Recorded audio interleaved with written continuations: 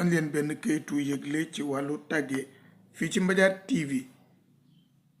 sëñ Abdou Cissé nekk ca War Cissé, Njéeme Ndiaye Iliman Ndiaye nekk ca Mbour, El Hadji Cheikh Gueye, Biram Gueye ñoom ñëpp di mag ci ki faatu, El Hadji Ndiasse Gueye, Ndiouga Gueye,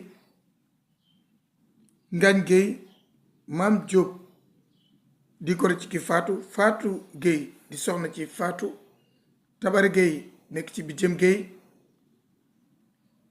ñoo am naqar ak tiis di leen tàggee Cheikh Ndiaye faatu na ca Italie le 11 novembre 2025. daañu ko indi talaata le 25 novembre 2025 rob ko ca Touba. daañu ko ñaanal saraxal ko lépp yem ca bis bi naka àllarba 26 novembre 2025 ca Mbuur. Cheikh Ndiaye moomu ñi ngi ñaan képp ku ñuy seetaan wala ñuy déglu nga jàngal ko Faatiha ñeent fukki Ixlaas ak benn, jëkke Faatiha tëji ko salaatul Faatiha.